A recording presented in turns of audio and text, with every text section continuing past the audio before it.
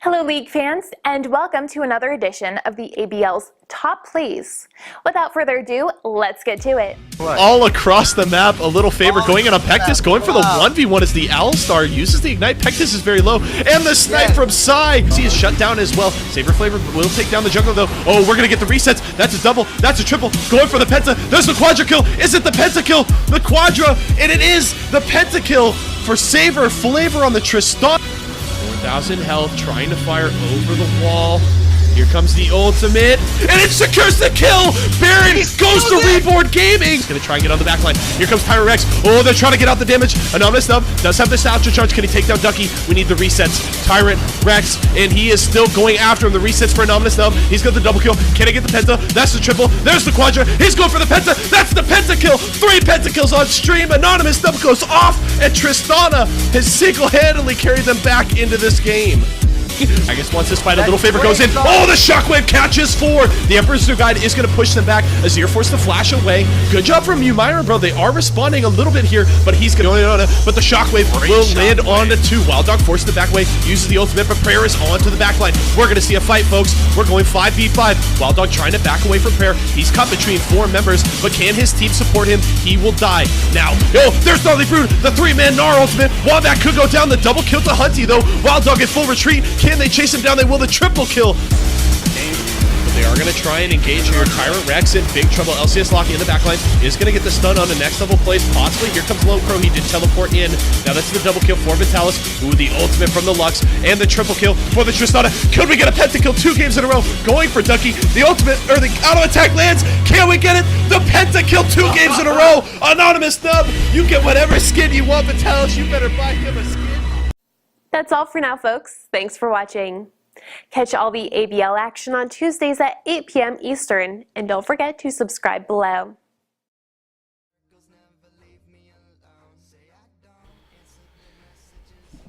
Hello, ladies and gentlemen, and welcome to twitch.tv/ABL Esports. I am your host, as always, bringing you the play-by-play call for tonight's match. I am Yeso, and joining me today on the casting desk, my old friend Fridge. Back at it again. How we doing on this fine Tuesday afternoon? We are doing fine on this fine Tuesday afternoon. That's certainly one way to put it. So I'm doing well. Certainly enjoyed casting last night, that match between Reign of Kings and Vital Point Storm, and I think it showed that we can expect a lot out of these mid to low tier teams in the ABL, regardless of their record.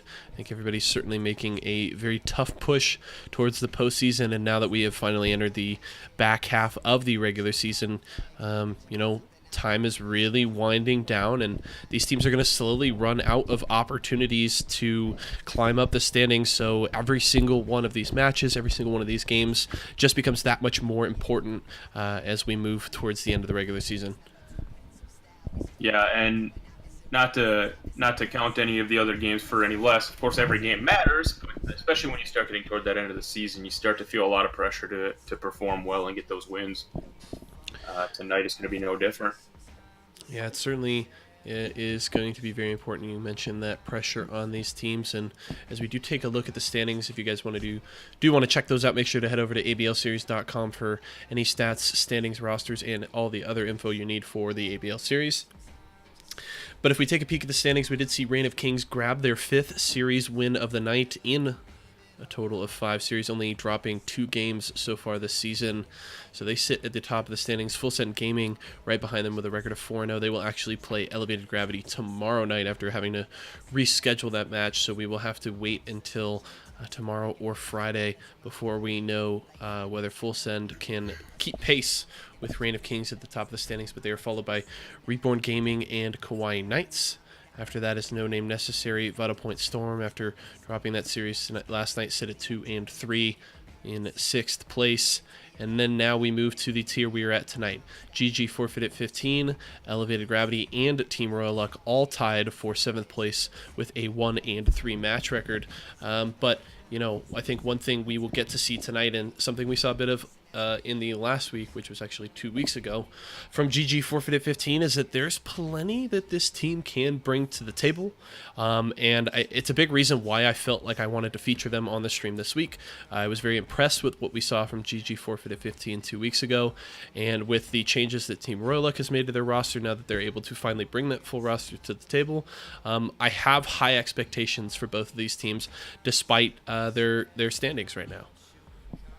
Yeah, absolutely. And we saw it last year, even GGFF making the late season run for it and actually coming back from, I believe it was last to first, wasn't it? It was a worst to first thing, I believe. Well, worst to first was Enter the Beast.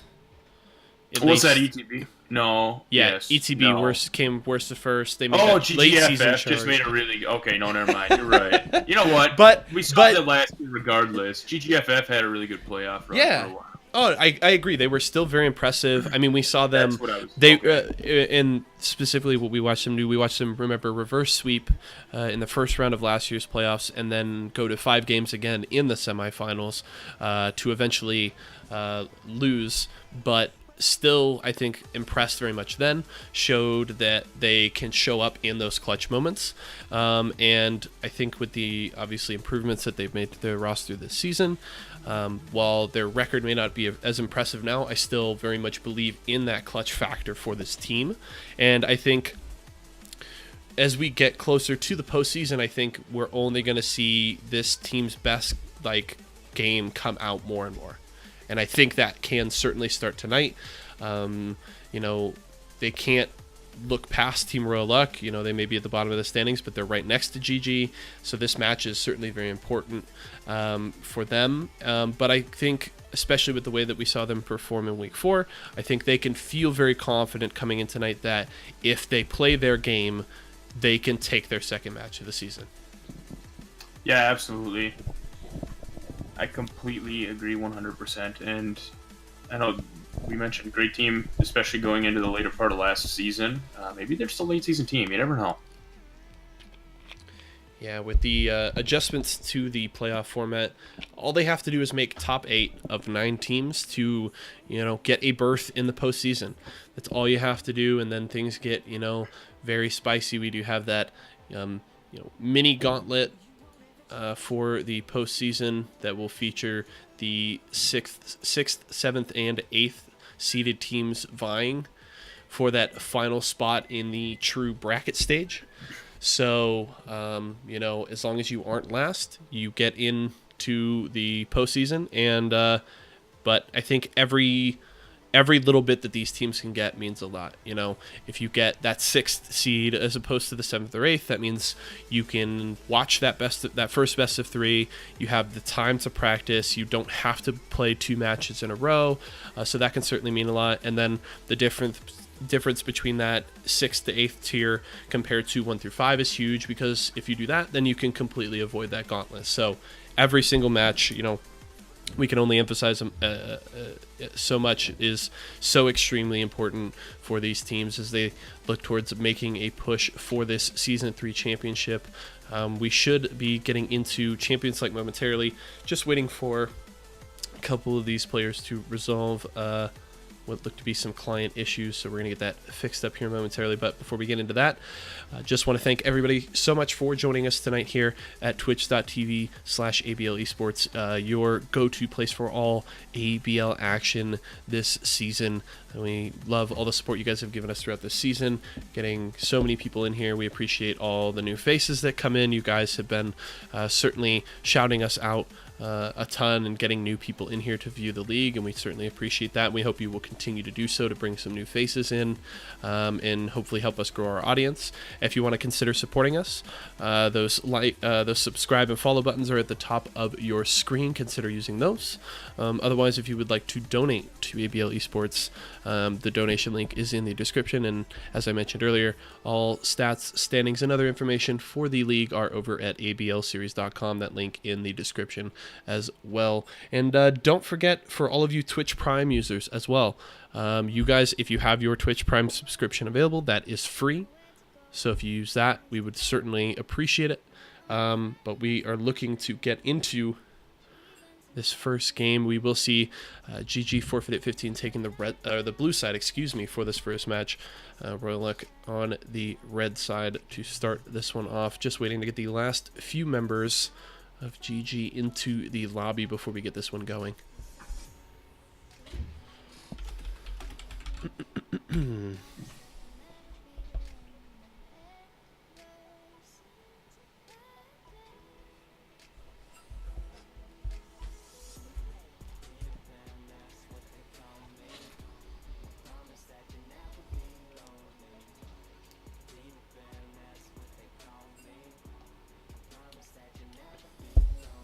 I guess while we do have some time waiting for these last couple members to get into the lobby, I guess we can throw it over to Twitch chat Do you guys have any questions for Fridge? And please feel free to send those in there. We will answer as many as we can before we get into Champion Select for this first game.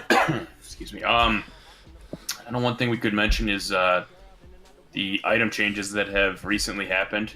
A lot of the AP items being changed. Yeah, I was gonna say. I'm sure it was probably brought up last night.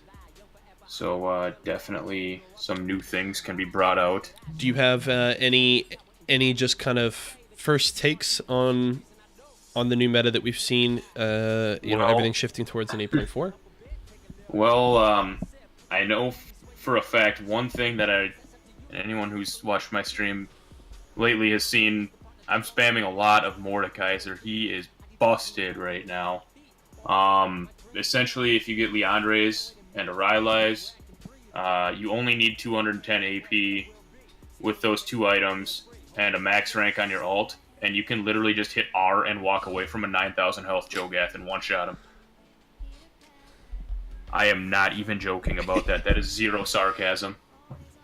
We do have a handful of questions here. I'll rapid fire some of the easy ones here. How has my day been? My day has been good. I had it off work, so got to stay home and relax a little bit and prep for tonight's cast. Why won't Fridge play PUBG with us? He's afraid Puck will carry him too hard. Where do I buy my socks? I go to Target and buy Hanes. Pretty straightforward. Good question here from Weimel. Actually, a couple of questions that I would really like to touch on before we start the cast here. Who do you think are the top 3 teams right now and why? I'll give my answer real fast before I let Fridge in on this. I think it's pretty straightforward. The top 3 teams in the standings are my top 3. Reign of Kings, my clear number 1. And I think it's pretty straightforward. I think they just do such a good job when they're playing their game, and we did see Vital Point a little bit drawing them into, we mentioned it at length last night, drawing them into a little more of their chaotic and skirmishing style, and that got Reign of Kings in trouble a little bit. But I think when they're playing their game, they just control the pace of the game so well, and they're so good at playing towards their win conditions and just not letting the other team get anything that they want, that I think they really just can really kind of suffocate the team they're playing against. Reborn is actually my number 2, despite having 1 loss on their match record. I think they're very impressive. They've only dropped 3 games on the season. Full Send, one of those matches is a reverted loss to Schism, so not to slight them at all. I think they've certainly played very well this season, but I would put Reborn above them. I think they've shown, they came into this season as like heavy underdogs. I think a lot of early predictions had them at the bottom of the standings, but I think they've really shown that they play such a good team game, in my opinion. And Full Send, I still want to see more out of them. I don't think I've seen enough to really have a clear opinion of why, but I think they just consistently play well. They've only dropped 1 game, so that's why I would have them at the top of the standings. And when we are into Champion Select, I will bring that up so everyone can see it. Fridge, I still want to hear your answer on the top 3 teams, if you could give it to us. I honestly was going to agree with pretty much what you said. I did see another one for a dark horse. It's kind of hard to pick a dark horse right now when the bottom 3 teams are all tied for those last playoff spots. Mine would have to be between Vital Point and GG, I think. You mentioned GGFF, and I know I saw some pretty solid play out of Vital Point early on in the season. I've not seen their games as of the past couple weeks, but they looked pretty decent early on in the season. All right, rapid firing on the bans. We got Zach, Zareth, and Skarner. I do completely agree with that as well, though. Zach, Zareth, and Skarner here, taken off the board, as well as Scion, Nunu, and Poppy. Pretty, I would say, relatively standard. Skarner's been one of the more popular junglers, as well as Nunu, just pretty strong in general. Echo's going to be locked in by here. I like picking Echo early because you can do a lot of things with Echo. I've seen Echo in basically top jungle or mid, so it doesn't really give away too much. On the other side of the board, we actually have Xayah and Rakan locked in right away. Just locking in that bot lane duo. They are so very strong together, and they want them. thank you so much to everybody for those questions in Twitch chat. We appreciate it. And any further ones you guys want to send us, I would say they're a little more difficult to notice while we're casting, but if you do tag me in any of them, if you have any questions, we will try to answer them as best we can throughout the cast. And my favorite skin is actually Snow Day Bard. I just cannot get over the hot chocolate health pots. Those are just too adorable. So definitely has to go to Snow Day Bard. How about yourself, Fridge? A favorite skin? Oh, my favorite skin. That's an excellent question. I don't even know that I have a favorite skin. I have every skin, so I have too many to choose from. Favorite GP skin? Favorite GP skin? Yeah. Dude, Toy Soldier. Toy Soldier? Yeah. I just love how his upper body moves when he runs. He it's moves so funny. all funny like, and yeah, he just I like that. I like that a lot as well. It's the exact same reason for me. So we see back into champ select here. Tristana taking off the board, Jax taking off the board. Both very strong late game carries. Now, you mentioned the Echo could go anywhere essentially on the top half of the map, but that Sejuani pick will definitely mean a solo lane Echo for us. But the Taric doesn't reveal anything further, so we will have to wait until GG's next picks before we see exactly where that Echo is going to go. But the Corki for Vitalis, I'll say it every time, Vitalis hates Corki, but he keeps... Either his team's making him pick it, or he keeps picking it because he knows it's strong. So he will be taking that into the mid lane. Now we'll see, does Royaluk want to grab their jungler right now, or possibly the top laner? I think it would probably be smart for them to take their jungler, yeah, and save that top lane pick for last. Wait for GG to reveal where, in fact, that Echo is going to go, and then they can decide what they want to pick from there. The Aurelia's hovered. We saw that last night coming out from Kanai. Gonna be interesting to see if they do want to lock that in. Do it! Oh, you stupid. Alright. And there's the You got my hopes up. That's gonna be an Echo mid lane, so now... Dude, they toy with me every week. Royaluk can decide what they want Evolve to take in that top lane matchup against. Here's Shen. It could be the Gnar. Nerfed on the last patch. Still very strong, though.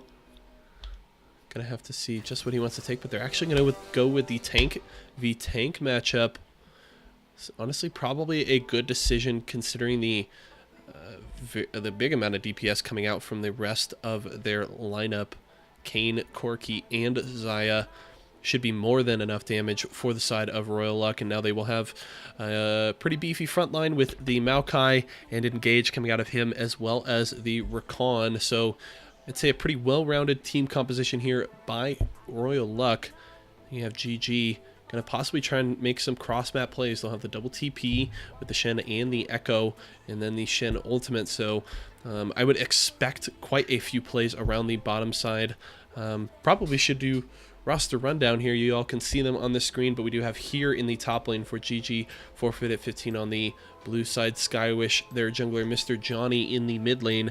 Gertson coming back to the lineup at 80 carry, getting his team fighting ADC and Misfortune, and Taric on Norgal, their support.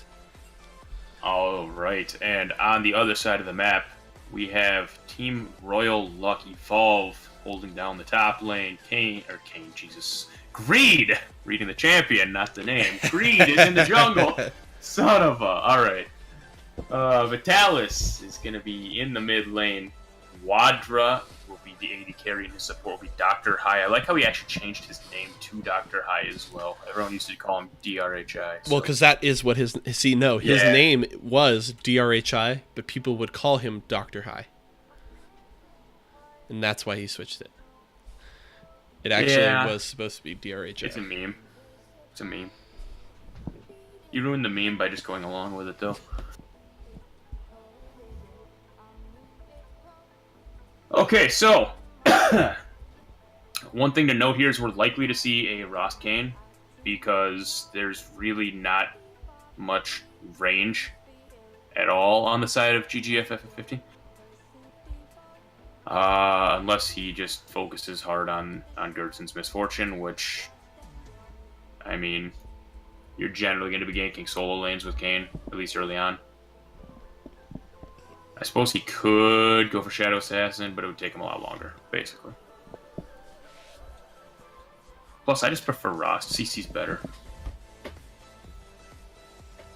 Plus, I'm just not a smart player. So I just get blown up.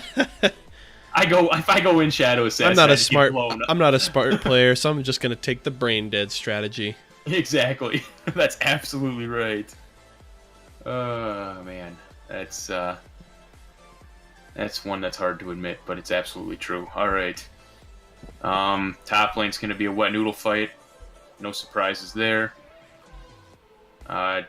Honestly, I think we're gonna see Greed go top lane, level 2, 3. He's gonna get both buffs, go up there right away. Because that's just what Canes do usually. I don't know, there's not a whole lot that's gonna happen in mid lane likely. Both of these mid laners are relatively mobile. I think, honestly, top lane early on, and then transition toward bot once these junglers get ult. That's my thought.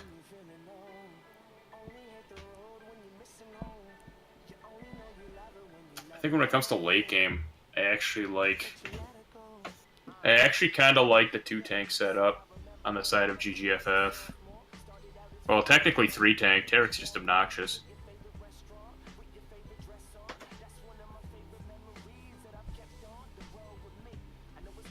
We are about to be jumping into the load screen here. Jeez. I'm getting sick. I'm sorry. Jesus. Damn. Coughing. Alright.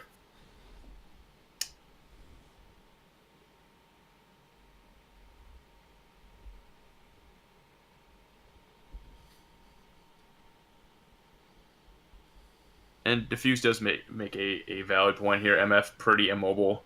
A big source of their damage on the side of GGFF. I like the Tarek ult just being able to protect, though, as well.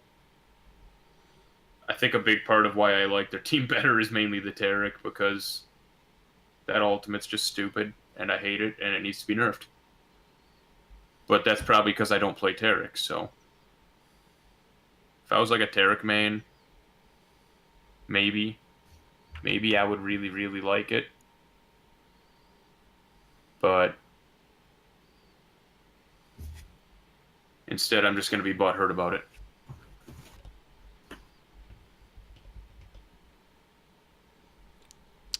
Yeah, sounds like your MO. I get butthurt about things. I know, it's okay. It happens.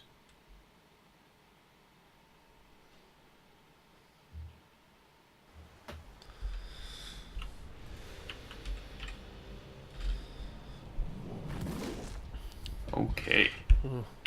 Well, ready or not, Fridge. Here we go. We are on to the Rift here. We are, in fact, onto the Rift. Yep, our first game between GG Forfeit at 15 and Team Royal Luck. Both of these teams vying for their second match win of the season here in week number 5, looking to make a push towards the top half of the standings, as both of these teams are tied at 7th place in the league. Could see some early spiciness. GG possibly grouping up as 5, going for the tri-brush on bot side. Do they catch out Quadra and Dr. High here? They're going to step up into the second brush in the bot lane. Do they move up to cheese? I don't go up to tri-bush. Don't pull that. They're just going to sit there, I'm pretty sure, but it looks like we've got a deep ward here from TRL. Yeah, it seems like they have a pretty good general idea where GG is just based on the words they've been able to put out. Good guess. So they will have a pretty solid idea of where Skywish is going to start this game. And they could get an invade here. No, instead, Great and Evolve will just get a walk away. Yeah. They'll just have very, very solid information on Skywish's start here. And the Raptors start for Greed. Skywish getting the leash from the dual lane on the red buff, and it'll be pretty darn free there. In fact, a smiteless leash there from the bottom lane, so Skywish should be able to go and grab blue buff fairly quickly here. The bot lane goes down there. Dr. High and Quadra are going to try and catch this out. Grand Entrance is going to get Gertzen quite a bit of damage. He could go down, force the heal, but it's not enough as Quadra gets first blood. The Ignite used by Dr. High, and that's a great early aggressive play for Royal Luck to secure them that lead. Yeah, and not only did they secure the kill, they also got Gertzen's heal off of him as well. An excellent, excellent start for them in the bot lane. Yeah, I mean, once the Ignite was down from Dr. High, Gertzen probably just should have been resigned to dying unless he was planning on flashing, but uses the heal and is still punished for it as he will go down, and Royal Luck with a good early push here on the bottom side, going to get some early damage, not a ton, but still that early lane pressure, it will put Gertzen back pretty significantly in CS here at the start of this. Yeah, and that's another good thing to make note of. He's already about ATS behind because of that, on top of the kill that already happened. So that's an excellent start for Quadra in the bot lane. He's going to have a good first back. A little wet noodle fighting up in the top lane. Pretty much nobody coming out on top of that one. Yeah, not much to see here, folks. I want no action across the map for the first 20 minutes so we can watch the top lane fight over and over again. Those are my dreams as a caster. Yeah, but Skywish has gotten up to the top side, gets in behind Evolve. They are going to get the stun. Can he get away here? Force the flash. And that is very, very worth for GG. They'll force the flash out of the Maokai, and Skywish can come up here again soon if he would like, but here we'll at least get to continue to push pretty aggressively on the top side. Yeah, and it was a good job going top there. It looked like Evolve was kind of starting to get a little bit of an advantage in those trades. So absolutely shutting that down here should... Ooh, Greed wants to go for the dive. He's going to flash under the mid lane tower and get that kill onto Mr. Johnny. Skywish possibly looking for the return kill. Flashes over the wall. Vitalis, get down here. You can help out your jungler. Greed could get away. Skywish continuing the chase as we are fighting on the top side. Norgal has moved his way up to assist his team here, but it looks like Greed is going to grab that kill on the dive and get away. Vitalis trying to avoid Skywish here. Norgal has shown up, but it's not enough, so good aggression early from the side of Royal Luck nets them a couple of early kills and about a 1,500 gold lead. Yeah, and a really, really good early game so far from TRL. More trading in the top lane. We see Evolve running himself out of mana, and now here is going to start to trade exceptionally well here because you're here. I don't get over how I say that so many times in a cast, and I don't even realize that I'm talking about him half the time too, so... continuous trading. Yeah, Greed is up on the top side now. They're going to try and take down the Shen. He flashes away. Is it going to be enough? Calls his blade over. Will give him enough of a shield to escape from this gank, but his flash is down. Now Mr. Johnny back in the mid lane trying to catch up with Talus. Just a little bit of a trade though, as Talus is able to avoid most of that damage. Yeah, Corki, one of the safest mid laners. At least, even early on in the game, I would say Kassadin Post 6 is arguably the safest, because he essentially gets that extra flash, but Corki gets that from basically level 2 or 3, depending on when you take Valkyrie. So, pretty hard to lock him down, and I don't expect to see him getting ganked too often. He does have an early ult. Yeah. Probably look to bully around Mr. Johnny with it here.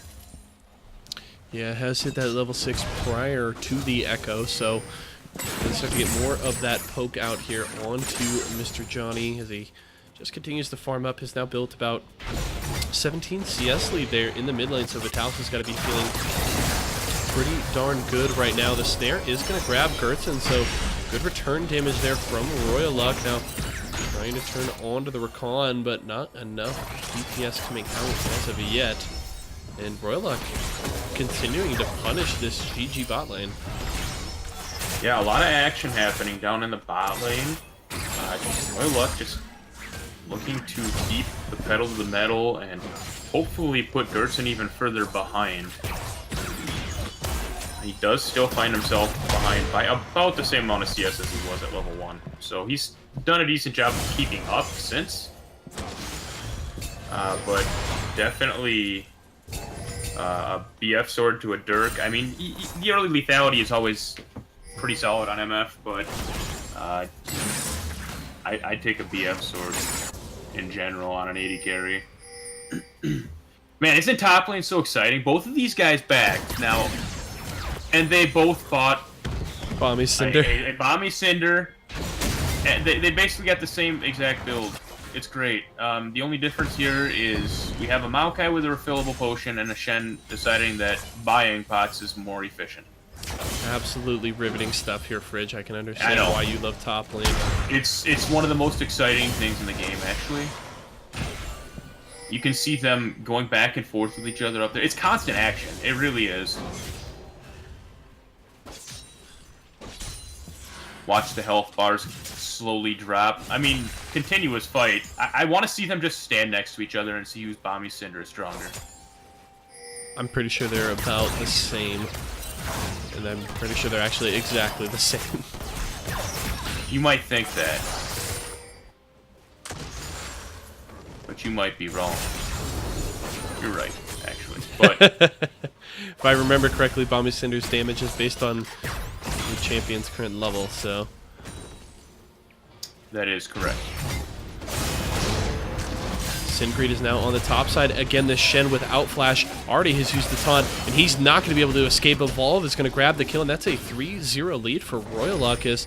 The Maokai can now aggressively push in the top side. Skywish now down near bot and very low on health, so Evolve can feel very, very good about pushing this top lane, and no teleport for the Shen as well. It means the Maokai can do essentially whatever he wants. The first package there, pretty underwhelming from Vitalis, as doesn't look to aggressively use it, instead just packages in the mid lane.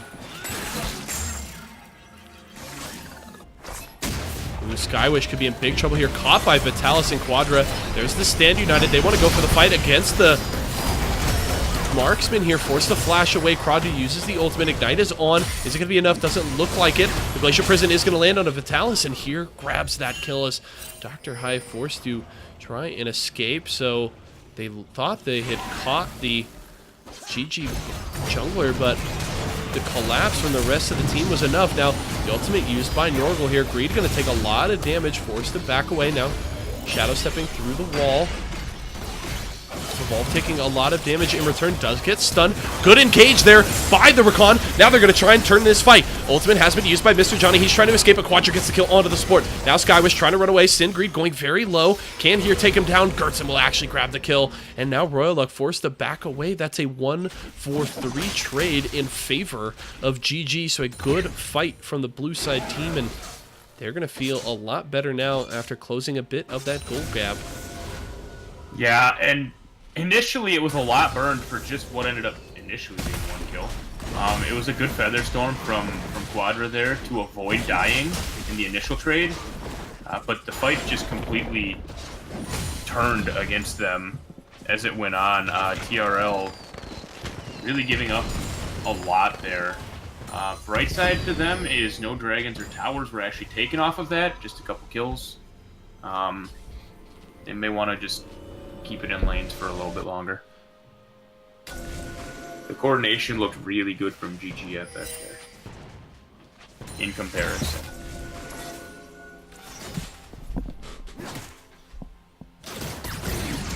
Just looking at CS counts right now, we have a pretty significant lead basically everywhere for TRL right now.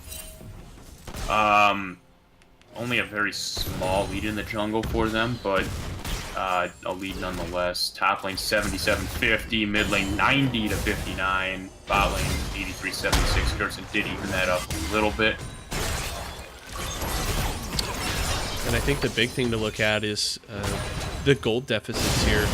About 500 for Evolve in the top side, 700 for Greed in the jungle, 500 for Vitalis in the mid lane. Just a small 300 gold lead for Quadra on the bot side and 200 for his support, but still, that's gold leads across the board for Royal Luck. Yeah, and Gertson did manage to pick up a kill and 2 assists in that fight that happened, so that definitely helped him catch up in the bot lane. A lot of trading still happening in the top, and Evolve is starting to come out on top. The Maokai sustain is absurd. Dr. High is going to take a lot of damage here from Gertzkin after using the ultimate. Is forced to just immediately back away. They're going for the dive on the top side. Here going very low. The ultimate activated by Greed, and down goes the Shen. Ooh, Evolve could be in big trouble here. Good crowd control from Skywish is actually going to be able to take down the Maokai. Now Greed trying to run away as best he can. He is going to get stunned, trying to dash away, but this could be the 2v1 for Skywish. Greed is going to get the heal. Forced to back away. Skywish now trying to figure out if he's going to dash over the wall or not. Oh, Greed actually isn't able to do so, and he's going to lose his life for that as Skywish grabs a second kill, but we could see a fight on the bot side. Featherstorm used by Quadra, and oh, down goes Gertson.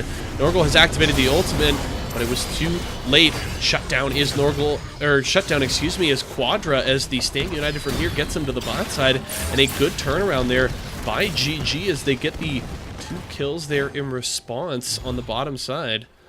Yeah, and so far 2 great Stand Uniteds from here. Jumping in to, I guess, not necessarily save Gertson there, but they've picked up some really, really good trades off the back of it in both cases. Oh, Skywish very, very low, buddy, very low. And he's actually backing. Okay, he saw it. He saw it. They know what's up, and actually, we didn't even make note of it, but they actually went up and they took down Herald. Yeah, that Eye of the Herald is in possession of Skywish, so you can look to drop that in one of these lanes over the next few minutes to possibly try and secure a first tower for GG. Dr. High just trying to force Gertson away as GG is clearing as much vision as they can here on the bottom side of the map. Evolve now aggressively pushing on the top, so I'm going to get quite a bit of damage onto this tier 1 tower. As here just now arrives, has his teleport available, but was content to just walk the lane. Yeah, not very often that you see a Maokai threatening first turret. That's definitely an interesting one there. Now Greed is on the bottom side, possibly looking for a lane gank. He will be spotted out here though, and just comes out to help push. Vitalis is roamed down as well. He does have package available, I believe. There's the engage, there's the package, and now they're going to go for this fight. Glacial Prison is going to land onto Greed, and he's actually going to go down. Skywish grabs that kill. Good ult from Gertson will get damage onto multiple members, and this is going to be the full fight. Featherstorm activated, down goes the jungler. Skywish is dead now. Vitalis trying to turn onto Mr. Johnny. Dr. High going very low, able to dash away and shield up his teammates. Here trying to chase down the backline, but it's not going to be enough. That's the double kill for Quadra, and Norgal is all that is left. He's under tower, but he has not long for this world. The ace goes to Vitalis, and they're going to grab first tower. That's a great play for Royal Luck on the bottom side. Yeah, I would expect them to go up and grab this dragon as well. They have first tower and what looks to be the first dragon here off of it. They have plenty of time, and that's exactly what they're going to do. It's almost like they listened to me. So a 5-for-1 fight, first tower, and an Ocean Drake. That is a huge play. Definitely going to swing the advantage heavily in Royal Luck's favor here. They now sit on about a 4,500 gold lead after that fight, and they're going to back and pretty much have everybody almost on their first items, excuse me. Essence Reaver grabbed for Quadra, the Triforce on Vitalis. Yeah, that was right on the back of Vitalis getting that Triforce and the Sword Shoes, so he had a pretty big spike there on that fight too. A little bit of fight happening here in the mid. Yeah, Rift Turtle dropped by Skywish, and we've seen Greed has taken the Rust form, so a little more crowd control coming out from the Kayn this game. Good choice, Greed. The Rift Herald will get a good charge onto the mid lane tower, but not much more as it will continue to stand. And GG could certainly be in big trouble here as looks like Royal Luck is ready to scale up and fight.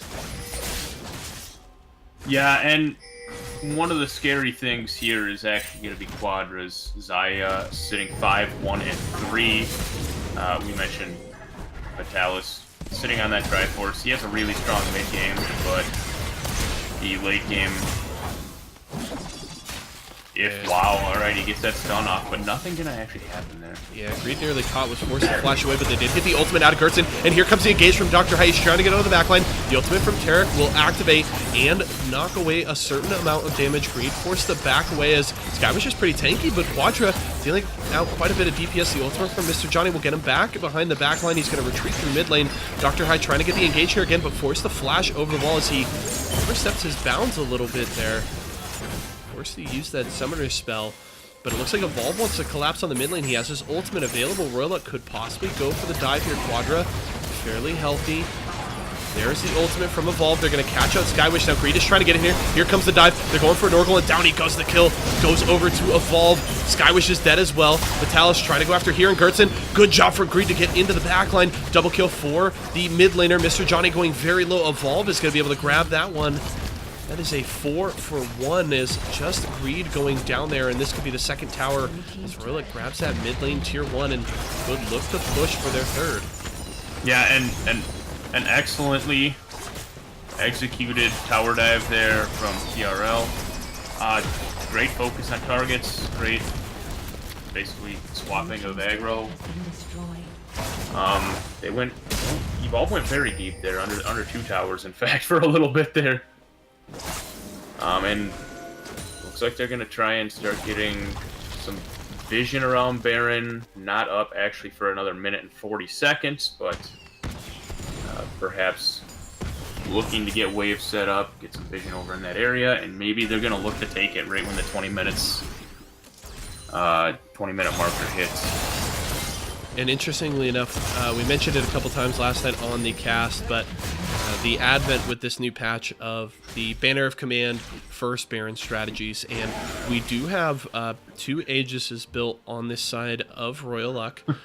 Not sure, they could certainly still go for Locket, but after that back, one will actually be a Banner of Command, the other turned into the now I gotta remember it. Zeke's Convergence. That's what it is. So Zeke's Convergence for Dr. High. Pretty strong, honestly, with his ultimate. He's going to try and engage and then activate his ultimate and run through the entire team. So that Zeke's Convergence can certainly be very helpful with that. But that Banner of Command onto Evolve could mean that Royaluk wants to play heavily around this first Baron that will be spawning in 40 seconds. Yeah, and with how strong Banner is, especially with Baron, you're actually seeing that becoming a pretty essential item on, and it's generally been top laners, but yeah, pretty essential item on somebody on the team. Generally speaking, top laners will get that their second item, depending on the matchup. Here you have a Shen in the top lane, so Shen is able to still like take it down, but he's not going to do a whole lot of damage with the auto attacks in comparison to something like a Nasus or something like that. Yeah, I mean, GG is going to be hard-pressed to clear out any Banner minions unless Gertzen is around, so... You know, some cheese that I learned recently is... Dematerializer? Yes, you go to the Dematerializer, and you just insta-derp the minion that they put the banner on. Yeah, that has been something we've certainly seen in pro play. A lot of pros taking that to counter that strategy.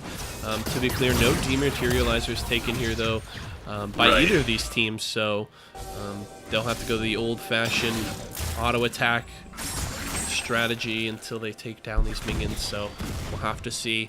Royaluk trying to push all 3 lanes as best they can, possibly looking to turn back to Baron. They've set up some vision around it already.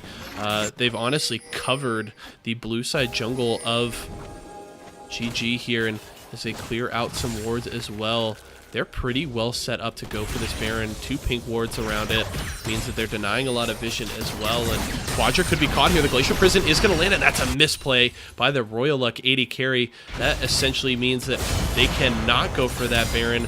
Will just be forced to retreat a little bit and wait for their 80 carry to come back up. Yeah, an unfortunate misplay from them, and after they got look at all of the vision.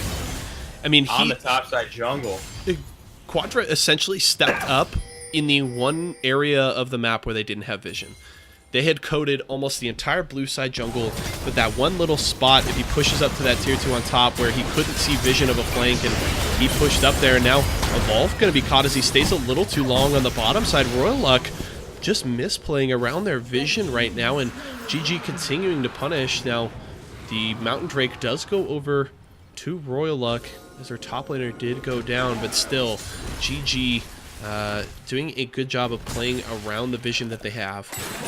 Yeah, and you did see how long Evolve lived through that quite a while, and it was a 1v5 basically. So excellent by him. I guess buying enough time would be the way of wording it for the rest of his team to take that dragon for basically free, uncontested, however you want to say it.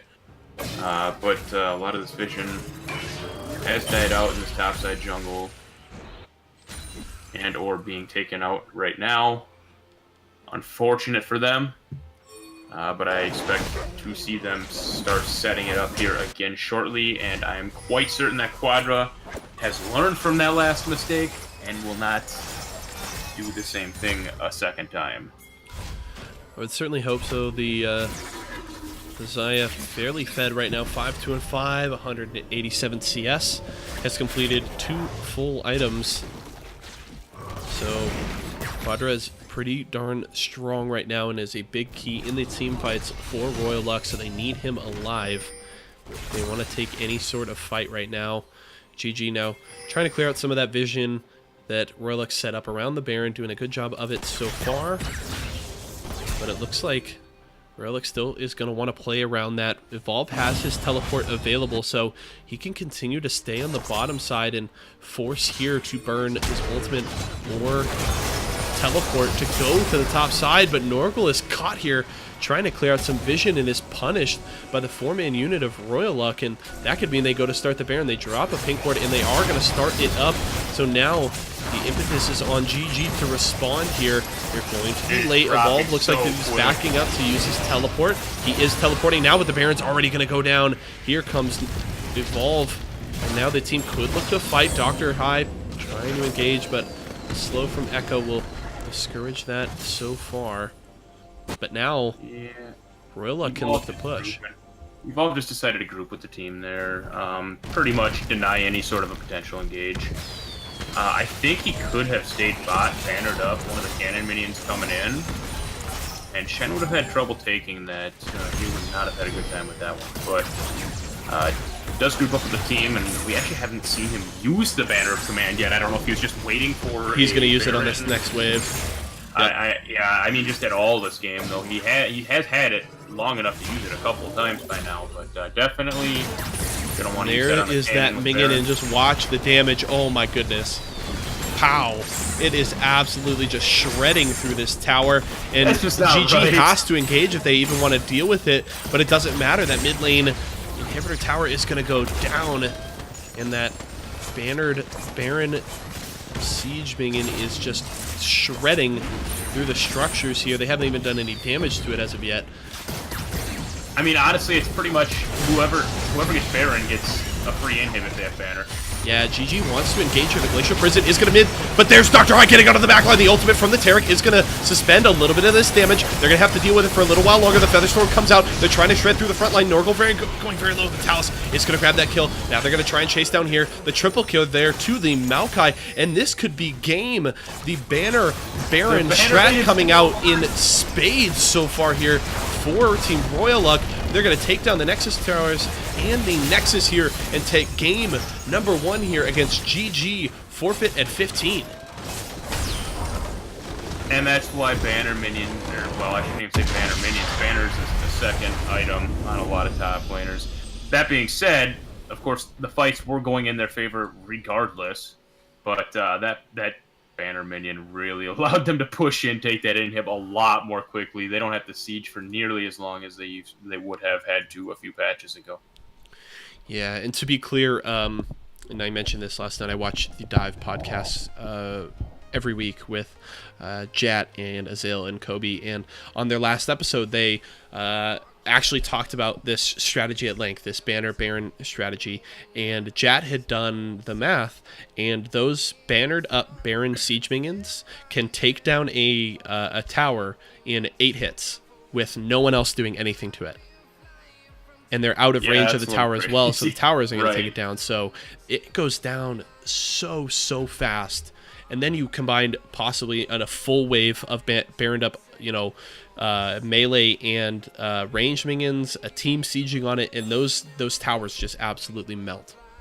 Yeah, and essentially what it becomes at that point, when you have Baron, when you have Banner, you banner the cannon. You don't even have to siege. You just protect the minion. Is pretty much what it becomes. The team is forced to engage. They either engage on you or their structures go down. It's as simple as that. So, checking out the damage charts here. Quite a bit coming out from the side of Royal Luck. Vitalis actually with the lead, over 20,000 damage there. Very impressive game from them.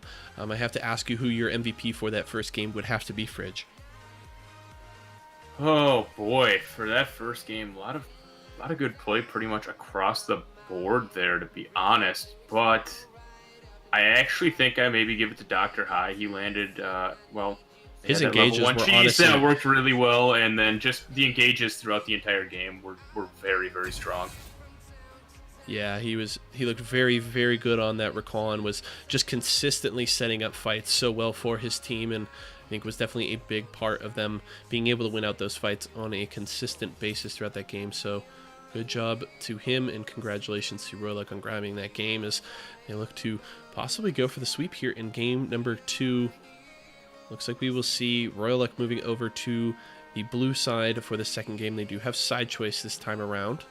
So we will see GG bumped over to the red side, and it'll be interesting to see how that changes things up in draft.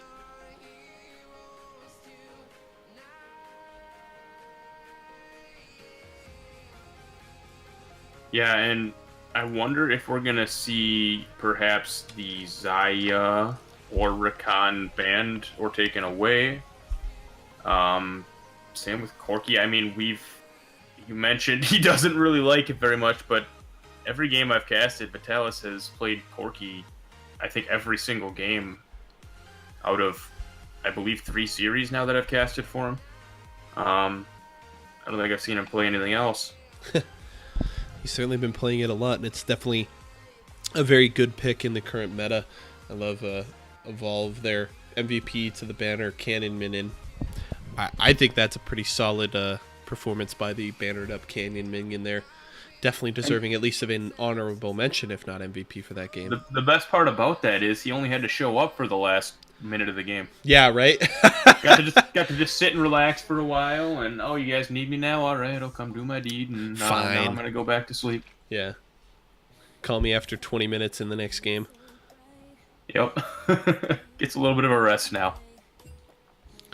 All right, we'll be just a moment as looks like the mid laner for GG did have to restart his client, or a PC, so he will be right back.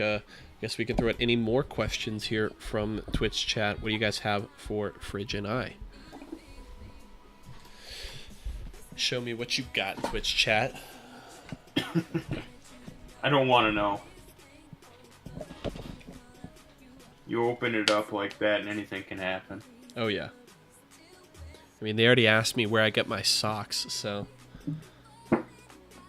Fair point. And I even gave them the bonus content of where I get my socks and what brand I get. You're welcome. It's almost like you were sponsored by them. Was that a sponsorship?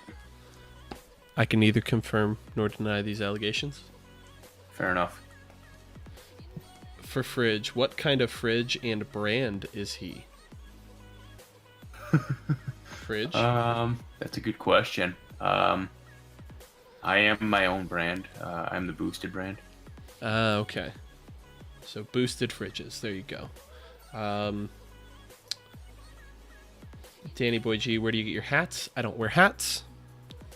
Internet for me. There you go. Where do you get your pants? I don't typically like to wear pants. I'm more of a shorts guy. I'm right there with you. I'm forced to wear pants at work, but I only have like 2 pairs.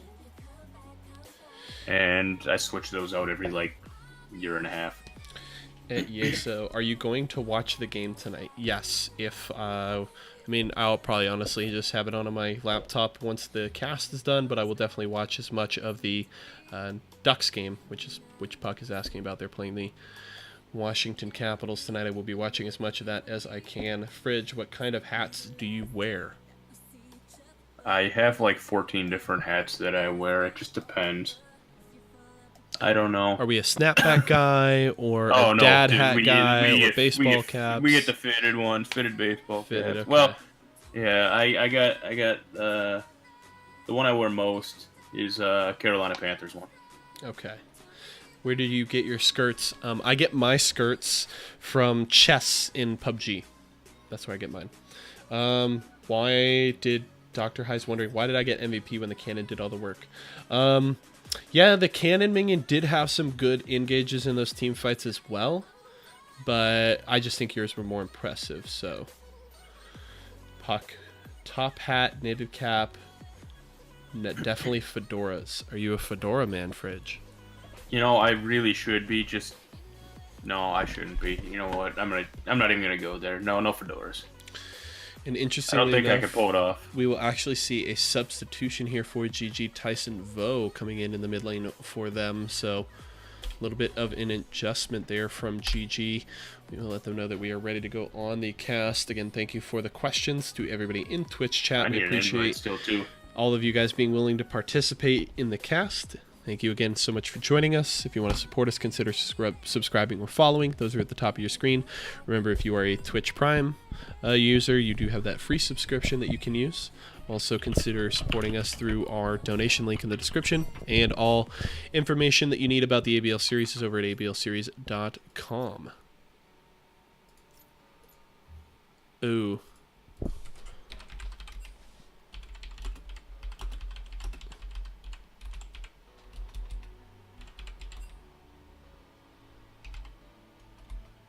I think I'm gonna actually go and buy a fedora now, and I'm gonna cast. Every time I cast, I'm gonna cast in a fedora. What would it take for you to cast Wymo's Life? No. I like that. No. Do like a Morgan Freeman type thing. Ooh, what would it take for me to cast Wymel's Life? A living wage. I mean, Yeah. probably a little more expensive than just a living wage. But I mean, if you can pay me enough to just do that all the time, and then I could just cast and play games in my free time, then I mean, I think we could come to a deal here, Wymel. Wymo logs on to his League of Legends account. He's upset about how earlier went, but he's going to go back to it anyways. Or you just hit a little bit of a like, oh, Wymel opens the fridge. It's gonna go for the bacon. No, it's gonna be the sausage for this morning. That is a heart-healthy breakfast, ladies and gentlemen.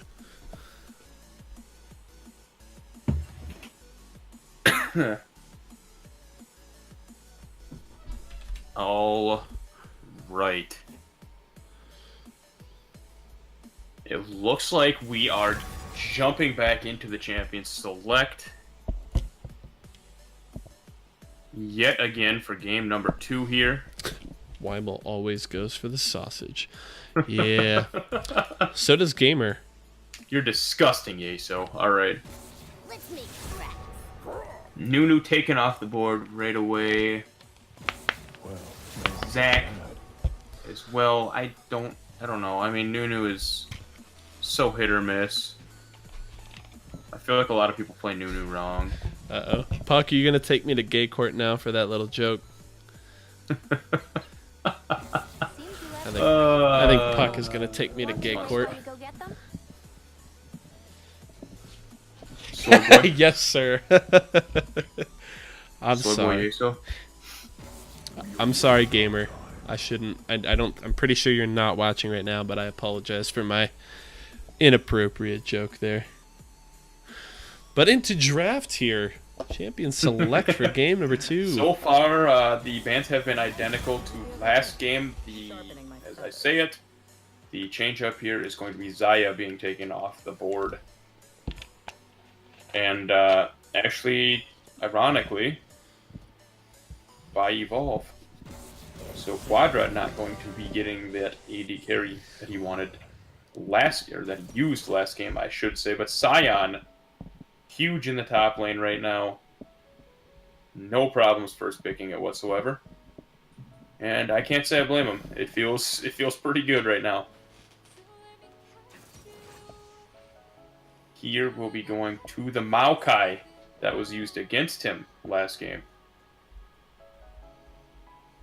Going to see if he can show Evolve how it's really done. Granted, Evolve played it well. Yeah, I played it pretty darn well, in my opinion. But Evolve does want the Scion this time around. Now it can go support. Or even jungle if you're really feeling it. But my money would definitely be on a top lane Scion. And Varus and Tristana then grabbed here. The Varus going to go over to Gertson in the Tristana for Quadra here. So good to see these teams prioritizing those S-tier 80 carries. In the response, Braum going to go over to Dr. High. And what does GG want to grab here with their last pick in the first phase? The Miz?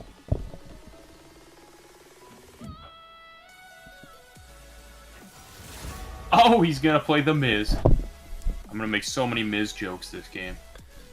I don't really have any Miz jokes. I gotta think of some Miz jokes quick. Yeah, because you just saying Miz over and over isn't funny. I know.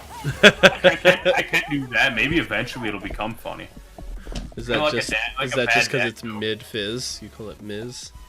No, it's because The Miz is a WWE star. Oh. And he used to be, I want to say, he used to be on a TV show. What show was it, like Jersey Shore or something? I want to say Jersey Shore. Oh, God. And so he acts like this big show boy or something. Like everybody loves him, but he's like acts like a D-bag, basically. But like, oh, everybody loves me. I'm the best thing in the world type. But, you know, that's his, like, presence. That's his shtick? Basically, yeah. So, we are going to see the Corki taken off the board here. Back to stuff that's actually happening here. Corki and Talon taking away Vitalis. Not going to have the Corki he's played every game. Not going to have, I would say, one of the more annoying assassins out of the mid lane right now. And from Puck, Fridge confirmed as a Jersey Shore fanboy. It's like a newspaper headline. Yeah, Mumu. Oh, I likes me some of Mumu, but I play a Mumu top. Mumu jungle's overrated, guys. Don't do it. Why is a Mumu jungle overrated, Fridge? Because a Mumu top's more fun. That's it. That's the only reason why. I mean, top lane is brain dead tanks anyways. You might as well play something that's got a really good team fight ult. The Echo will be in possession of Royal Luck this time around. That one going to go over to Vitalis, and now the question is, I mean, it could actually go to Greed in the jungle. This will show it, and actually going to be the Camille jungle. The Camille jungle. That's what I'm talking about. So, I mean, Greed is probably going to have a nice little heyday in Skywish's jungle here early on. Because Mumu has a really, really rough early game, and that's actually a large part of the reason that Mumu struggles early, or in the current meta. Just really rough early on. It's another reason you take him top lane. You don't need to worry about getting invaded. I mean, you don't get blue buff, so that part kind of sucks, but...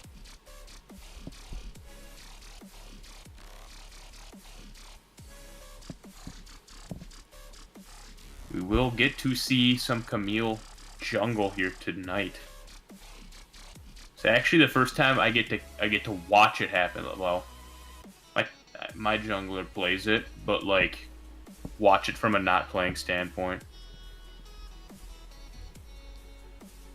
You get to actually see like the idea behind it and everything. Why is this a thing? Why does Riot allow this to be a thing?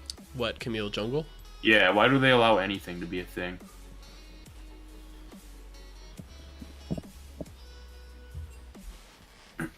Like, Maokai is supposed to be a jungler too, so I mean, they've just decided to give up on that though. Well, Maokai can still be a jungler. The thing is they just made it more difficult to abuse his saplings. Because you used to be able to just, like, right, you'd go to whatever camp you're going to clear first. You stack your saplings in the brush. Then you bait the camp into the brush. And then it gets, like, half its health deleted by your empowered saplings, right? But they made it now that you have to space out those saplings to get the full damage. So it's a little more difficult to get that, you know, advantage from the empowered saplings. So it's interesting. He can still do it. I think he still has solid gank presence. But it feels bad when they got to give it that nerf because he's too strong at support. Yeah. Oh my god, I played some pretty significant amount of Maokai support last season. That stuff is silly. Get out of here. It's just like, you literally, like, they try to, like, the other team tries to engage a 2v2 on you, and you just twisted advance on their 80 carry, and you just try and 1v1 the 80 carry. And then you let your 80 carry deal with the support. So you just, like, do just 2 separate 1v1s, and you win. And you just, as the Maokai support, you just win that 1v1 against the 80 carry in, like, the first few levels. It's kind of silly. You're, like, the third worst kind of person.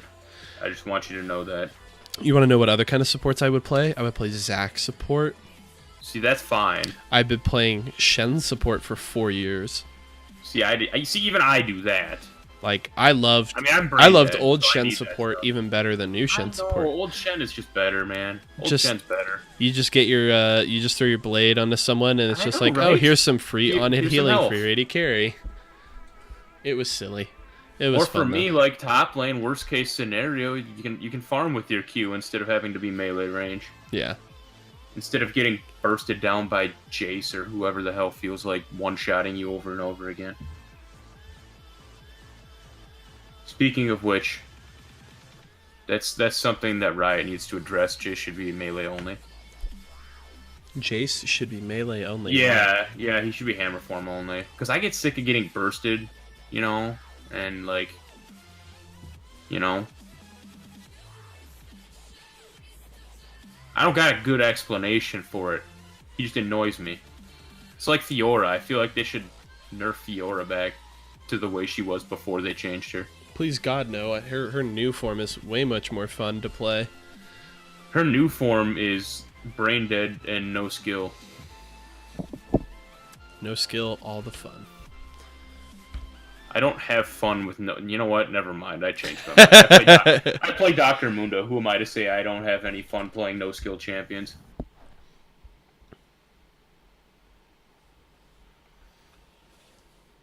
I'm not playing... See, I don't play Fiora because I'm not a douchebag.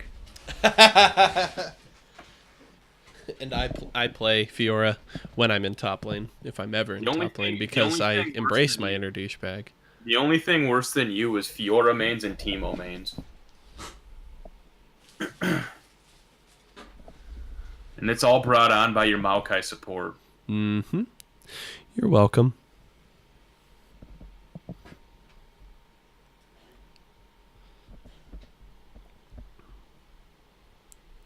You only play Nasus top. You're the kind of person that likes doing nothing until the 35-minute mark. That's the kind of person you are.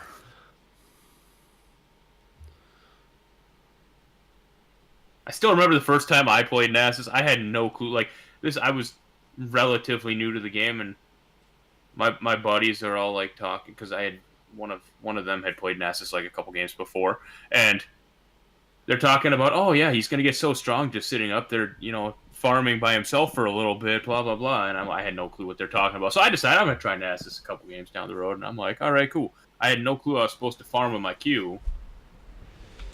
And then they're at one point asking me, how many stacks do you got? I'm like, what? Stacks? And I had like 11. What is this you speak of? And they're like, what have you been doing all game? I'm like, I don't. Farming. Here's a Sort fun of. question for you that I've got. Who was your OG main in League?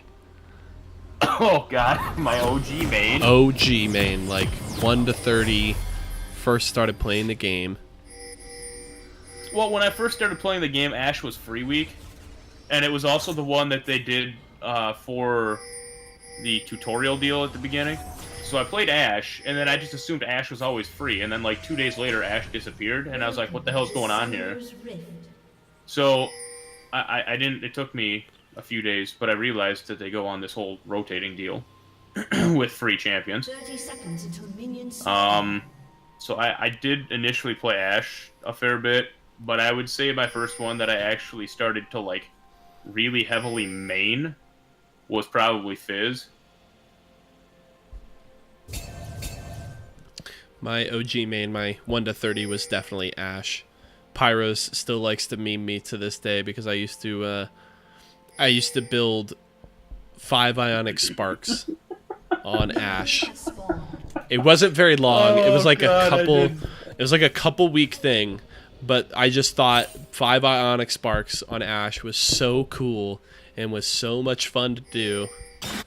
And it was absolutely, I mean, trash, but you know, when I was playing level 1 to 30, like I could get away with it. Just zap people. Yeah, like it was so dumb.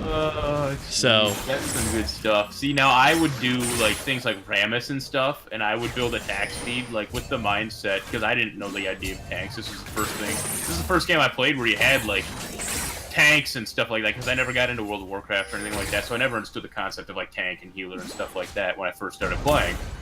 So I would go Rammus or whatever, insert tank here, and I would just start building a bunch of attack speed with the mindset of like, yeah, I don't know, the more often I can attack, the more damage I can do, right? yeah, I definitely can distinctly remember my first ever game of League playing as Ashe and building like 3 ruby crystals, and then my friends telling me that I needed to like complete items and then still just building like tank Ashe, because I thought the same thing, like, oh, if I'm like tankier and I'm alive longer, then I can, you know, do better. See, for me, I thought initially that you had to buy the item straight up in order to actually like get the, you know, because I couldn't didn't know, piecemeal like, it. I know, I didn't think you could piece everything together, and I'm like, okay. When someone told me that, they're like, how do you not have an item yet? I'm like, what do you mean? I'm saving up 3,700 so I can afford this Infinity Edge thing. Alright, well, we are into game number 2 here between Royal Luck and GG Forfeit at 15. Royal Luck did take game number 1, and they're looking to possibly go for the sweep here. Skywish has actually gone to the flank on the bottom side. Exhausted on a Quadra, flashes away. Dr. High could be in big trouble here. He is going to get stunned. He flashes away as well for the aftershock damage, and that's 2 summoner spells off of the Royal Luck bottom lane. Greed tries to get into the mid lane to catch Tyson Bow out, but the Camille not there quick enough. Some decent action happening pretty much across the map here. Evolve taking a tower shot in the top lane as well. And we actually see both top laners, I was going to say relatively low, but here just got his passive. So he's back up to about half. Evolve back up to about half as well. He's actually, both of these top laners decided to start with Corrupting Potion, so gonna take a little bit more damage, but also gonna heal up some more, so a little bit of give and take there. Now, Greed and Evolve have the invade going here onto Skywish's red buff. Do they possibly catch him out here with the brush camp? Skywish is going to go clear the rafters right now. They seems like they have vision of him there, so do they go for it? They don't. They actually back away. They actually took the red buff in the bush as well, so actually surprised they didn't try to wait it out for him to walk there, because he would have definitely been a dead little mummy there. I gotta be honest, Comet on Scion is super obnoxious, and the first time I heard it, I was like, why would you want that over something, you know, that would make you tankier? Ooh, they are going to get the gank on the top side. Here could go down. Evolve very low and force a flash away, but the first blood is going to go over to Greed in the 2v1 there, so a good play by Royal Luck to get that early lead here. And that was certainly a dank gank in the top lane. A dank gank. Very nice. I mean, you said dank initially. I had to go with it. Oh, did I? Yeah. you corrected yourself. You guys. But... Oh, you guys got what I meant. Whatever.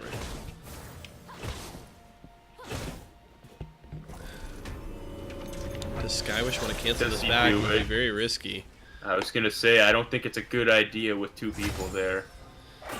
I don't think it's a good idea with even 1 person there, especially if it's Scion, because he'd likely die. He's gonna know better. Take a step back and decide to use his B button as well. So, the one gank in the top lane so far, the only kill. Otherwise, just a bunch of farming, and it's quite a big lead for Quadra here yet again. About 10 to 12 CS up at any given time. Here wants to go for a little bit of a dive here on the mid lane on Vitalis. Tysonville actually takes a tower shot. He's going very low. Vitalis not able to chase him down as of yet, but the Fizz is going to probably be forced to back here after that over-aggression in the mid lane. Yeah, Tyson definitely going to have to back after that one. Just a little bit over-aggressive. Vitalis managed to get his level 6 before Tyson did, so definitely a lot safer in that trade there. And now here trying to catch this farm in the mid lane after Tysonville backs, and that means that Evolve is getting the free push in the top lane right now. Yeah, and free push, free farm for a Scion, not good. We see a lot of damage going down on the Skywish here. Greed could be caught. He's going to get punished. He's stunned and forced to flash away. Skywish going to try and chase him down. Is it going to be enough? It should be. Tysonville arrives, and they actually are able to hand off that kill to the Fizz. That's going to feel very bad for Vitalis. That Fizz going to get the kill, and he's going to feel very, very good about that as Tysonville does return to lane. Vitalis probably not very happy with his jungler's over-aggression there. I think he'd be upset with me if I referred to Tyson brand chicken nuggets whenever I say his name. I mean, I don't know. If he's vegetarian, maybe. Well, fair enough. I mean, if I ever call him chicken nugget, that's probably why. I feel like that's not necessary, but you know, to each his I like own. chicken nuggets, man. I mean, I do too. Doesn't mean every time I see the word compliment. Tyson, I go, chicken nuggets. Why not? I love chicken nuggets, man. It's a compliment. Fair enough. It means I love him. That's adorable. I know, right?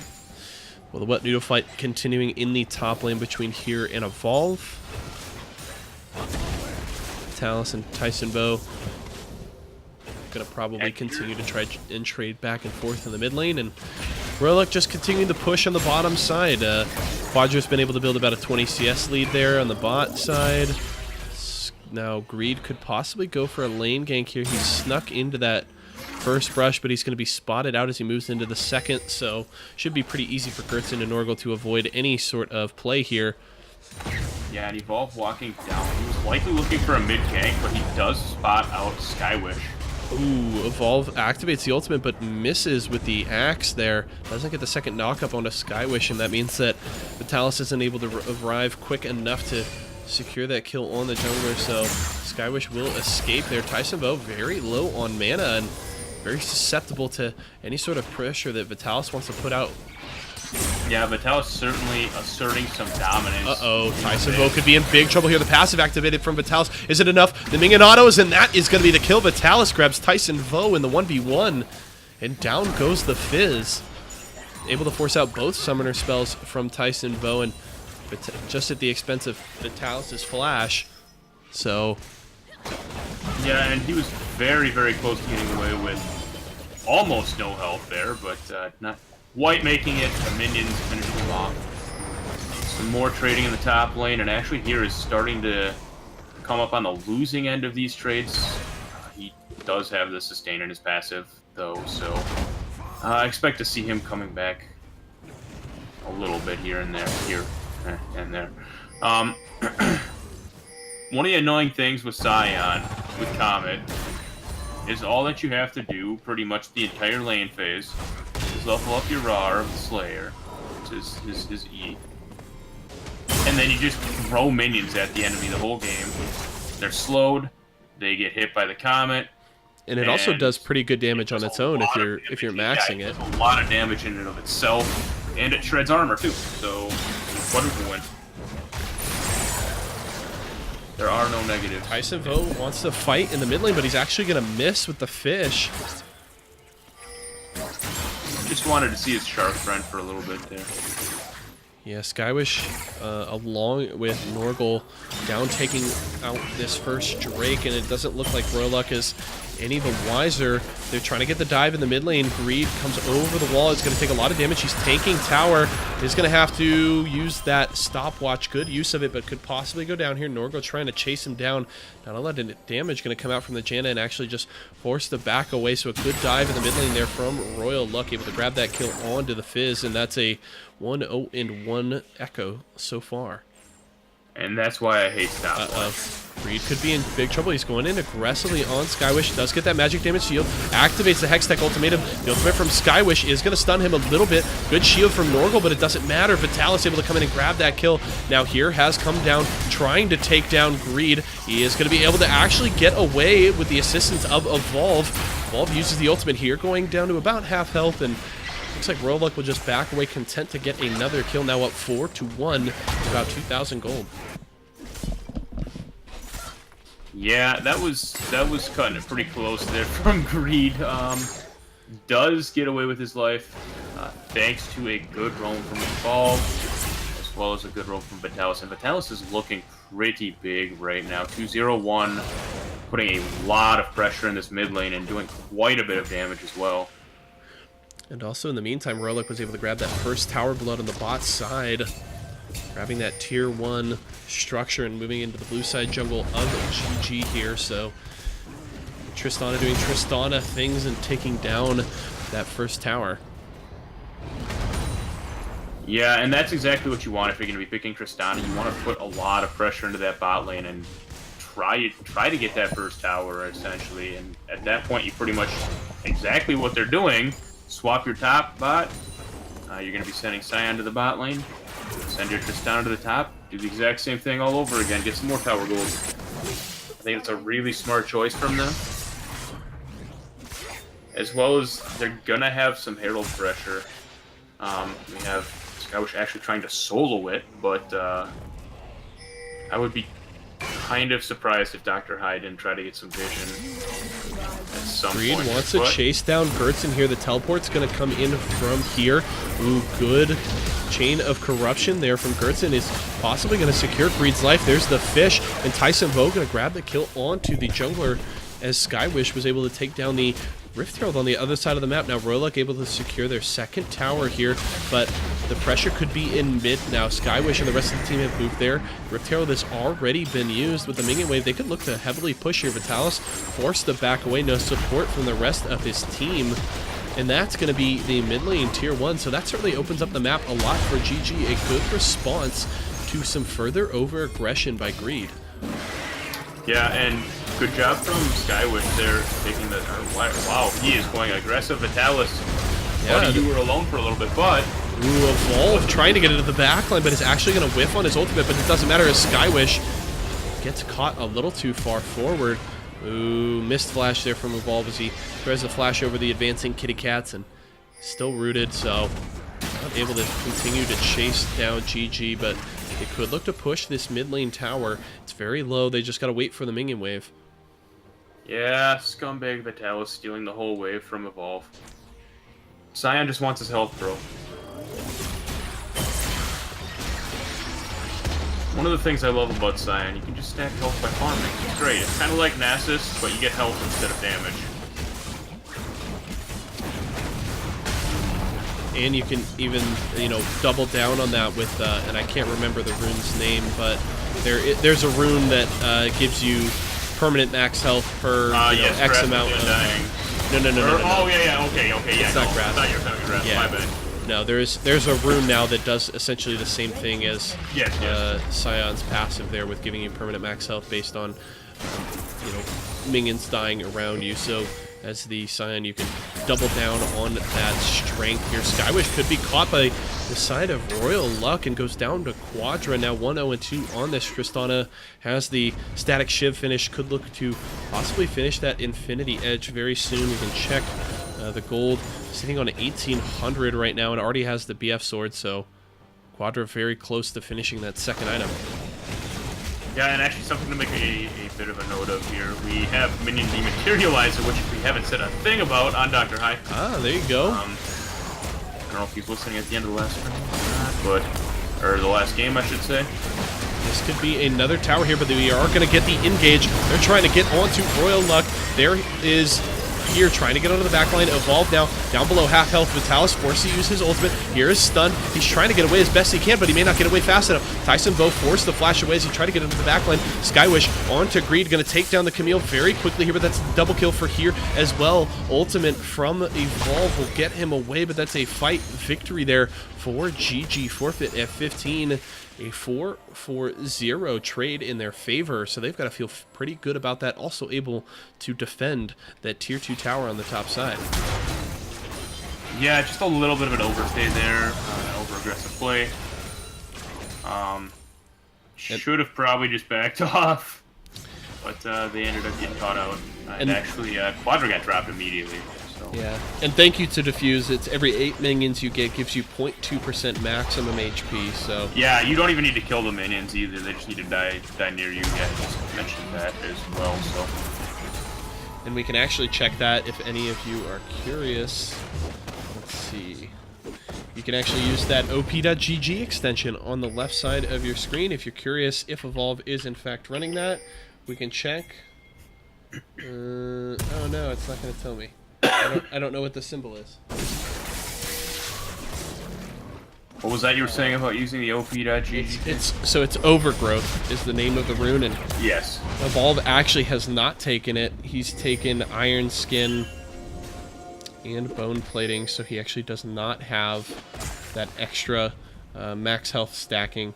But if you guys are curious about any other runes that these players are taking, possibly their records on these champions, you can use that op.gg extension on the left side of your screen for some extra info on tonight's matches.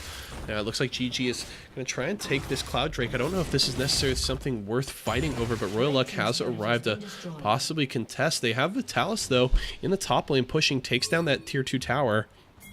And the response from GG is essentially just to back off of that Drake. Yeah, the contest you mentioned may just be a stall. Just wanted to allow Vitalis enough time to push out that top, get that tower, and now he can rejoin the team. But in fact, we do actually see TRL jumping onto that dragon, snatching that up, and we'll see where they go next. Bot lane is the only tower that is up outside of the base, so I anticipate them pushing that in shortly. A lot of trading in the top side. Not really a clear-cut winner, but here, as mentioned a few times already, far superior is sustained to a lot of champions in the game, so I guess you could say he won.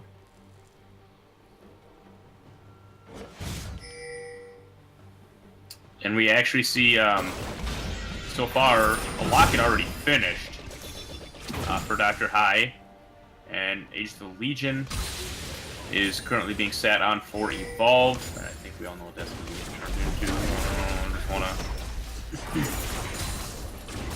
throw that out there.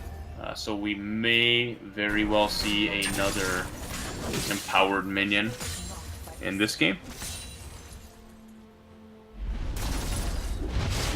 In the somewhat near future, in fact, Baron up in about 40 seconds now. So, no team particularly leaning toward that top side of the map just yet. Yeah, not really a lot of a vision set up as of yet around that Baron pit. Yeah, and certainly a closer game so far this game than it was last game. Last game, we saw TRL with a relatively large lead at this point in the game, and they were able to just go in and push in and get a whole bunch of deep vision early on. Like even I mentioned, I think it was like a minute and a half, 2 minutes before Baron even spawned. So they were able to be pretty aggressive and try to. Basically, I think they wanted to go for that 20-minute Baron, but Quadra did get caught out, we saw, and that really kind of shut that idea down. They ended up pushing it back a few minutes, but now we're starting to see a little bit of vision getting put up. Very, very possible that they look to go that route now that it is up. Clearing out some vision from GGFF.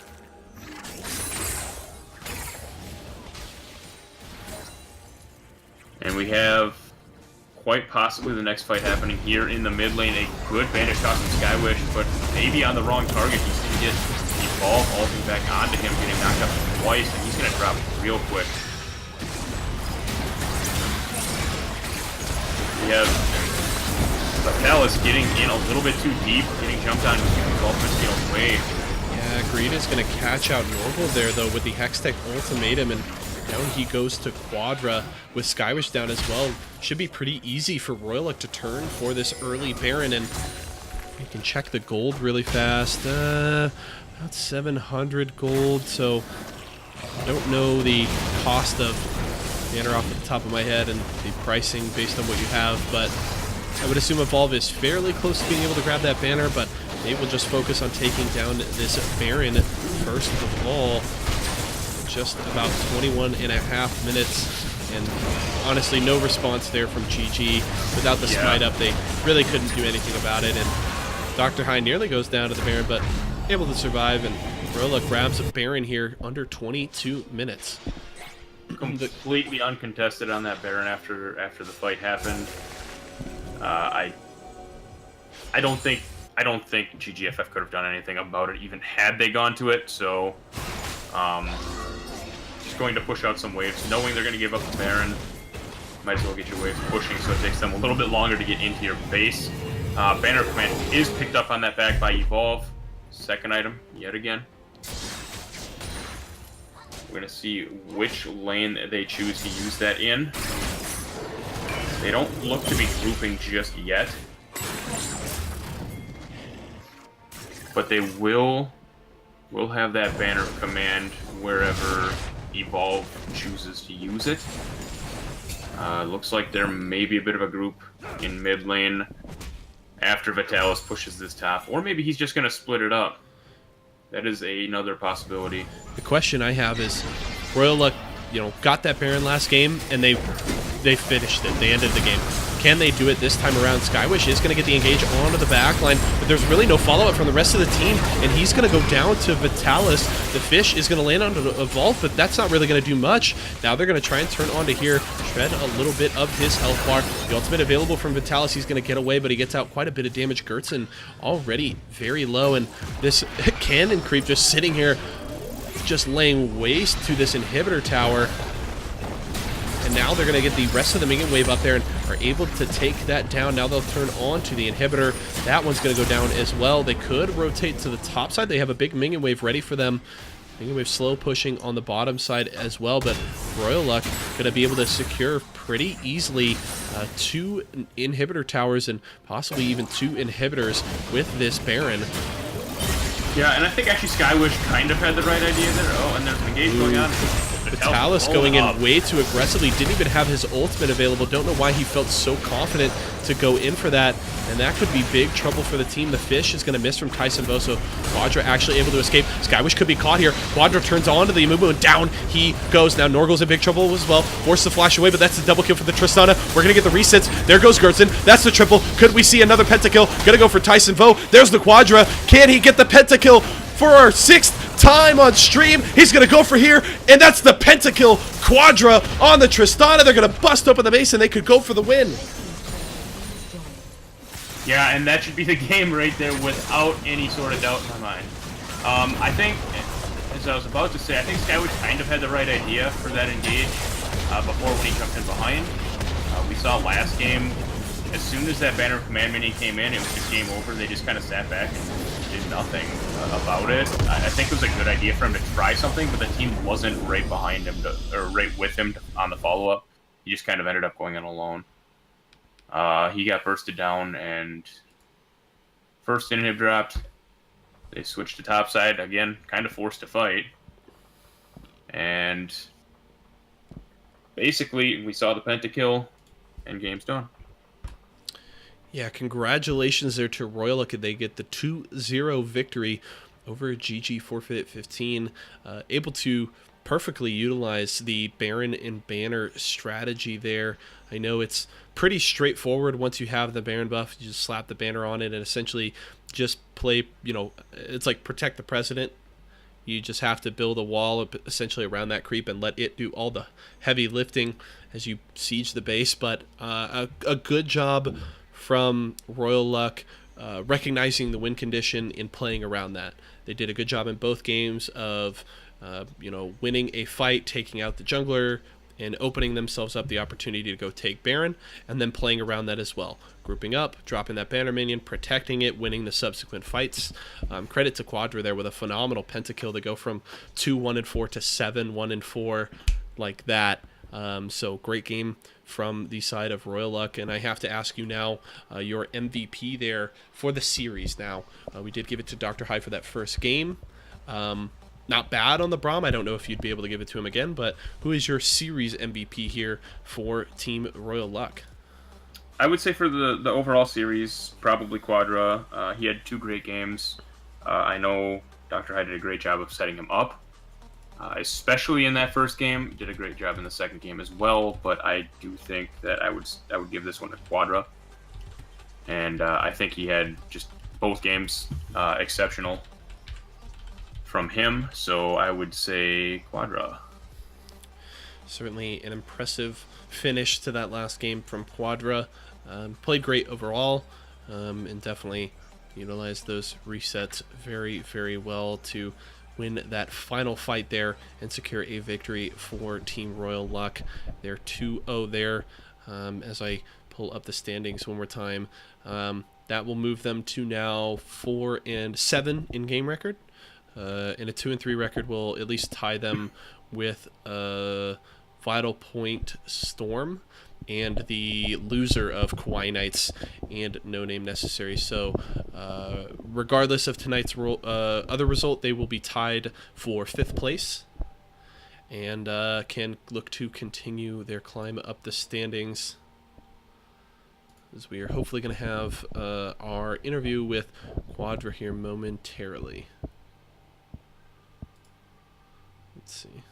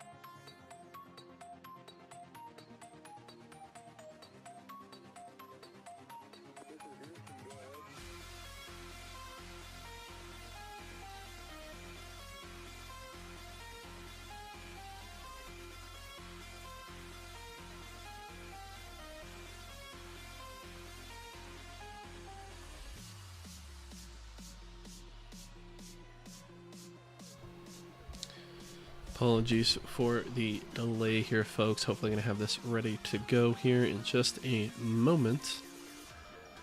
Trying to get a hold of these teams. Sometimes to have their players ready for interviews after these matches can be a little bit of a slow process.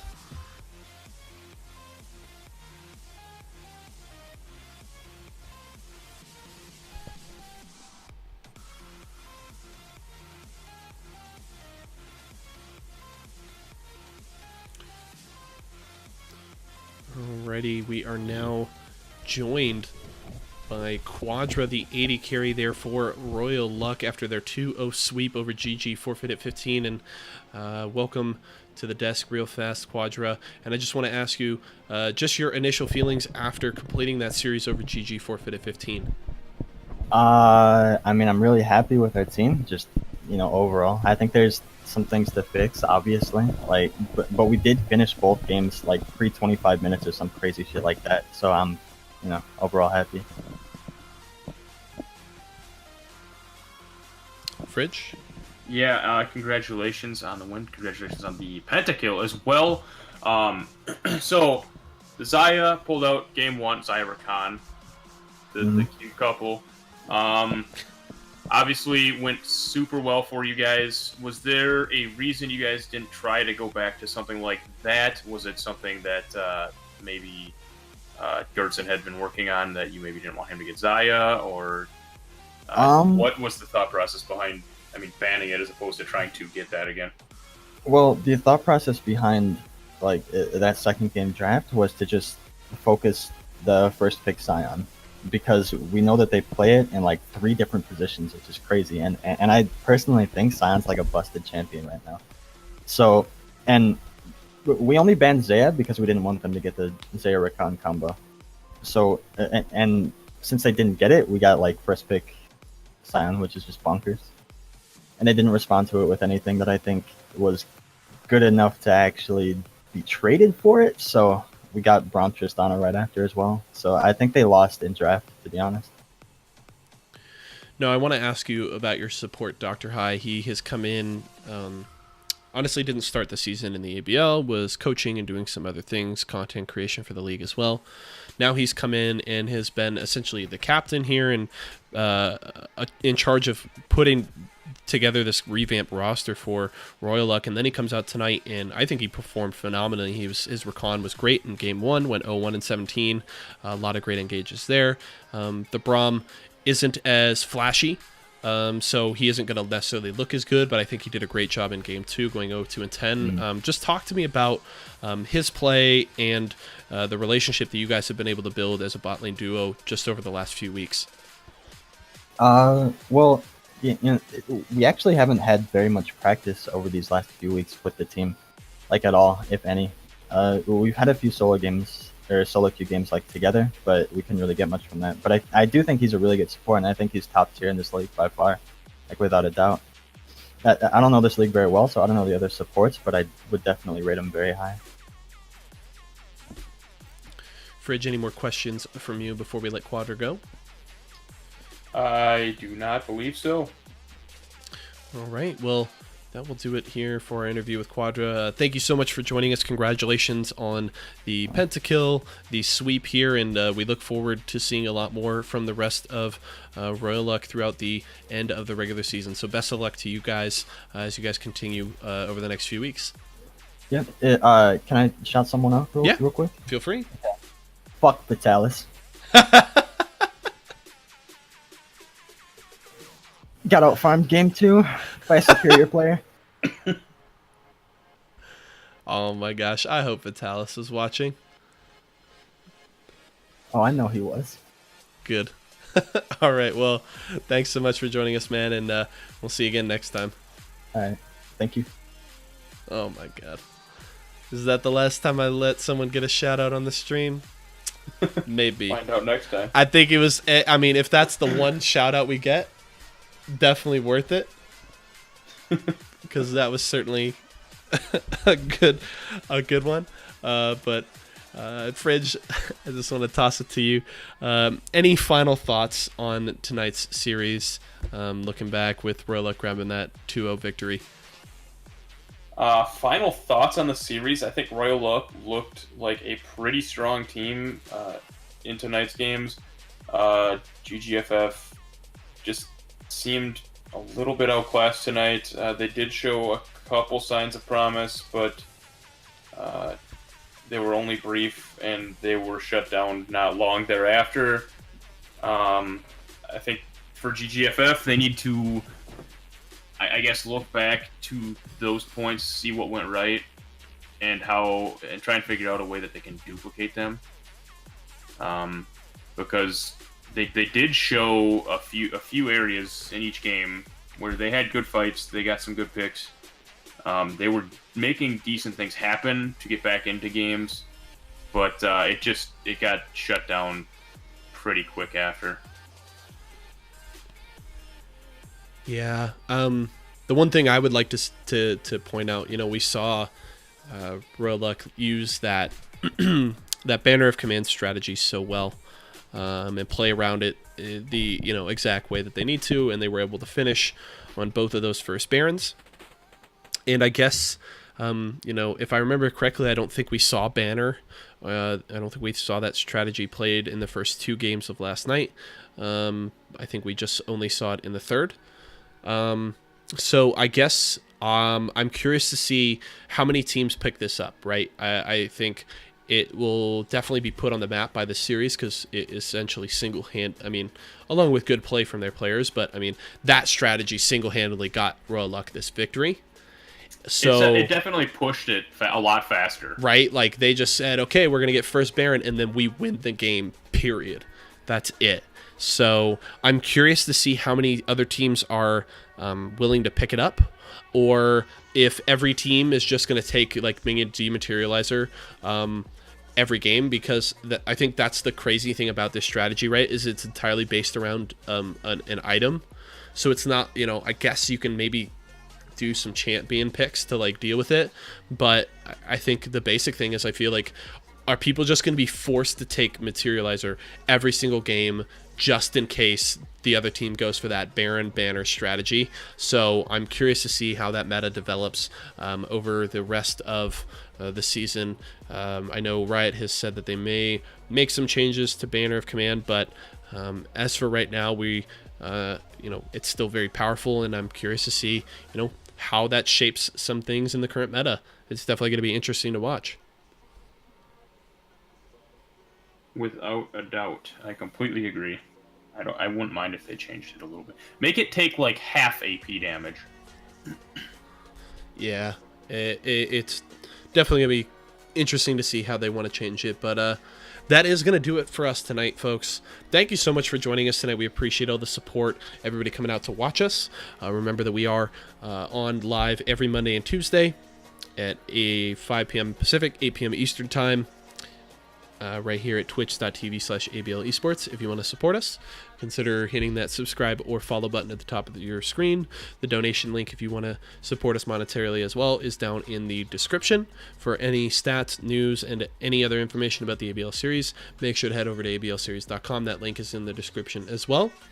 And for myself, Fridge, everybody at the broadcast team, and everybody else over at the ABL series, I want to thank you guys so much for joining us tonight, and we will see you again next Monday.